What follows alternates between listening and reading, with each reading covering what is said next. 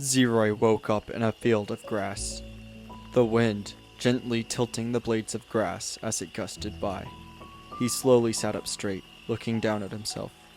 He was different, not just physically, but his state of existence felt different. His body warped the laws of physics in its own construct. His body, shattered, yet still in complete control of every fragment. His limbs floating, his eyes vacant. Zeroy no longer was bound to the chains of space-time.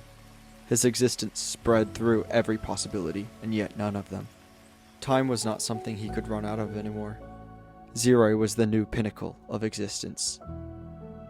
The Zephians woke up across this new island. The island had a temperate forest in the southwest, pines in the southeast, mountains in the northeast, and open plains in the northwest. In utter confusion with what happened, the people had no other choice but to begin constructing homes. Across this new island, small colonies developed, housing small populations of the survivors from the past.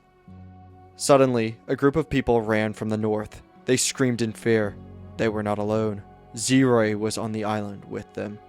The people prepared to fight back against Zeroy.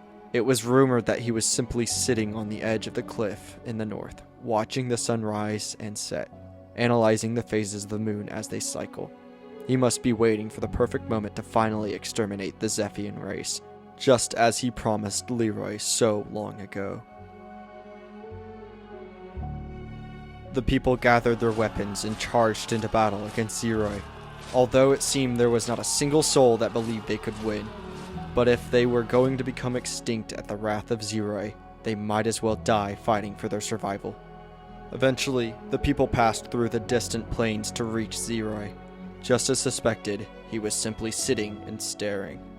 The first person charged towards him, screaming as tears poured down his face. Zeroy slowly stood up, turning around and instantly killing the man. His body was crushed into the ground by Zeroy's floating fist. He stared at the crater he made in the ground. Slowly yet surely, more and more people charged towards Zeroy, giving their lives towards the impossible odds that they would win the war. But with each and every person that tried to attack Zeroy, they would get brutally killed before even getting remotely close to landing an attack.